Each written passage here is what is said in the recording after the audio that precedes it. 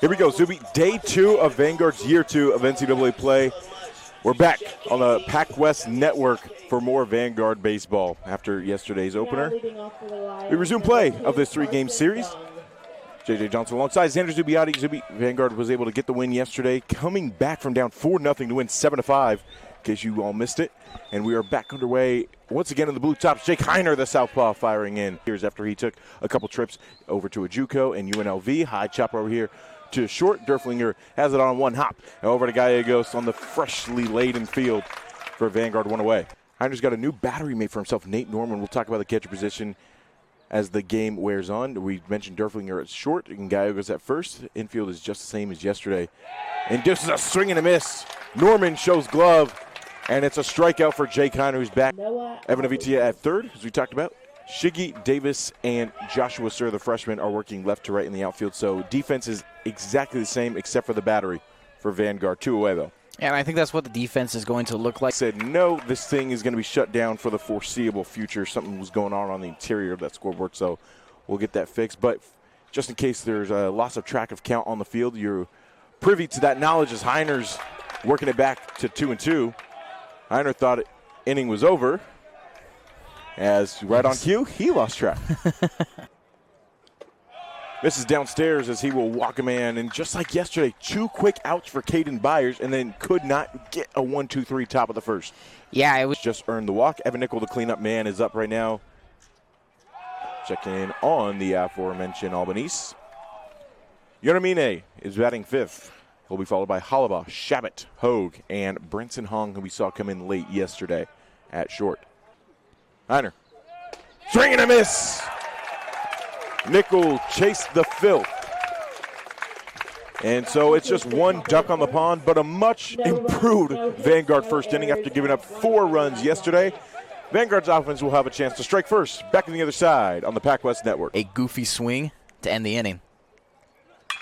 It's not goofy, and it's going to be fair. Just past the glove of Tristan Gallegos. It's buried deep at 320. Sir's got a long way to go. They've already got 1 runner coming home. A second one's on his way. Evan Avitia corrals, and the runner is safe. 2 RBI triple for St. Martin's. And they strike early yet again. Yeah, it didn't really feel like a good idea. Nate Norman will get his first crack as a Vanguard Lion. Talking about him defensively earlier, but last season with Cypress, batted .293, a career .295 hitter with Cypress. The Chargers over the OBP of .413 in his career, slugged .436, wore 3 pitches in his career as well. And Vanguard, that was a topic of conversation last year. Vanguard was hit the most in the conference, crowded the plate a lot, got on the hard way. But 4 home runs, all of them last year with the Chargers. Got some decent speed on him with a couple of triples to his name. Pulled down and away. Yeah, and especially from a position like catcher. This ball's going to hang up in the air, a ways to go, and it's not going to be caught. A heck of an effort. No. Norman, I don't know what happened out of the box. I missed it, but his knee is in quite a bit of discomfort. Oh, man. Yeah, that one hurts. Yeah, it seemed on the swing as soon as he came around. Well, we saw that with Jessup last year. Their catcher, first pitch swinging home run on the first game of the season, and he blew out his knee on that first pitch, was out for the season. So you hate to, obviously you hope it's not that, but you hear those stories as Durf does a reverse hip thrust out of the way. Whenever you hear those stories and you see a play like that, it makes you wonder if that's the case there, and prayers immediately go up to Vanguard's new man, Nate Norman. Durf empty. Difficult pill to swallow, Zuby. His first AB at a 4-year program, and your heart breaks for that, and you hope, again, that everything's okay.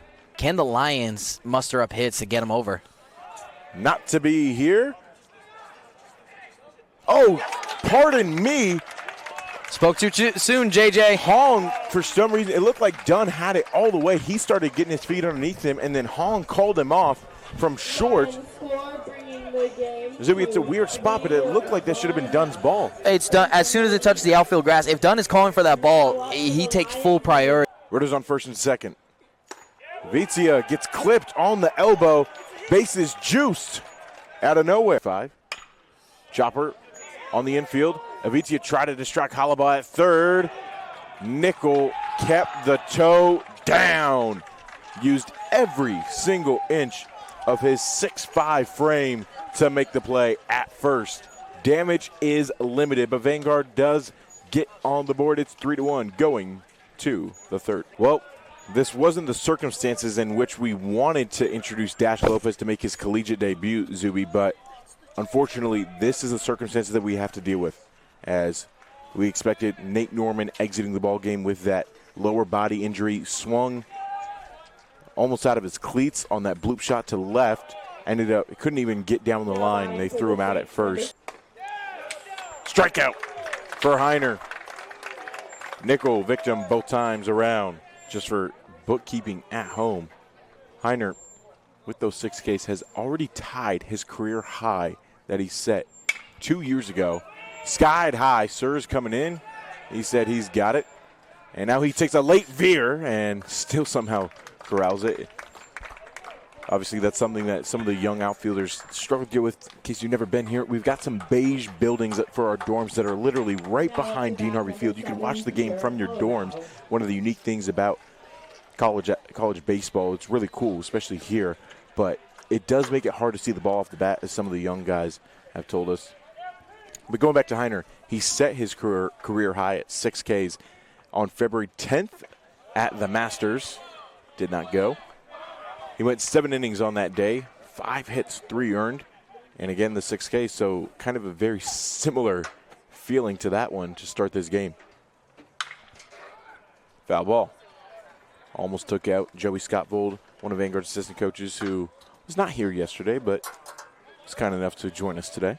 And Joey Scottvold, the reason we bring him up as well is because one of his former teammates in Spencer Siegel is on St. Martin's, a pitcher. However, Siegel and Scottvold were teammates. This is a foul ball leaking out of play. Just barely. Good hustle, though, by Dunn. But they were teammates at San Diego Christian. San Diego Christian's not a school anymore. And the fact that we still have a residual left over from San Diego Christian is the most amazing thing to me. I thought we left that in 2022. You think he's the only one left? He has to be, right? You never know.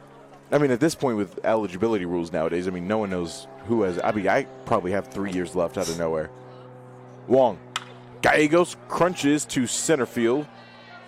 Albanese with ease. Makes a squeeze. 2 away. I feel like these shifts are getting more extreme with every AB that Colton Perez comes up to the dish.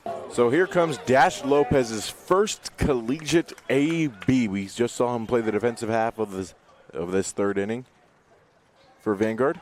First pitch he sees, takes a page out of AP's book, and I'll watch it go in for a strike. Yeah, what I want to know is, in his first collegiate AB, why does he get a first pitch slider? It's kind of rude. Welcome to the club, as Dash Lopez is perfect on his career. Stop the count. Somebody preserve that ball for him, because Dash Lopez is a career 1,000 hitter. 1,000 on base percentage. Sadly, no slugging. He's perfect, though. In general, or just saying on his stat sheet? Well, you know, I was referring to the stat sheet, but if you want to say in general, go ahead. Be my guest. I'll let you speak on that. Oh, I love Dash Lopez. I really thought he was going to be the two-man mates, the school and everything, and then you just see that happen, and it hurts you.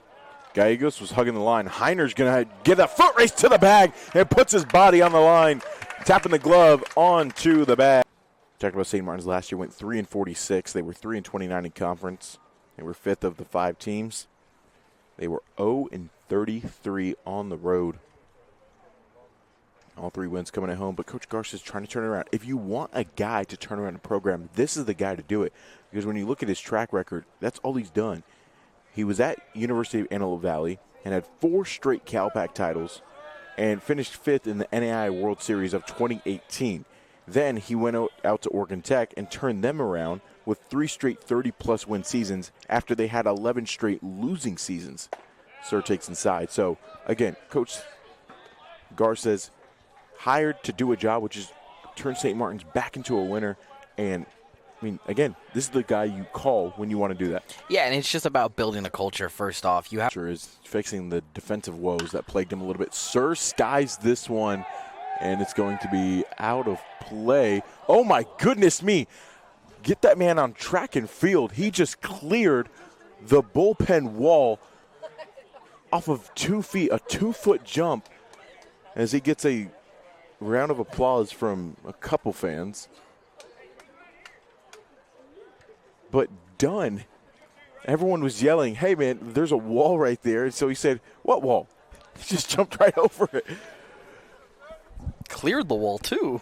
I mean, there was no hesitation on his part. It wasn't like, should I do this? No, he said, I'm going to clear this thing right now. Sir chases a slider, goes down swinging. As Blaze has his second K of the day. There is some wind that can change it, but it's just a matter of how much affects it. Wong is back in the zone after giving up that 1 run in the second inning. He's gone 2 shutty since. Important to limit his total pitches early. Glances off Henson's glove. He softened it up. Durf, barehanded grab, rifles over. A heck of a play from Durf to help out Dakota Henson on the first pitch. Nickel goes down looking, and that's the hat trick for him. You barely win. A lot of teams, sometimes, if they're going to lose by a lot. Dunn loses the cap, but not the ball. He chases that one down in the left center gap to keep Gallegos from being in scoring position.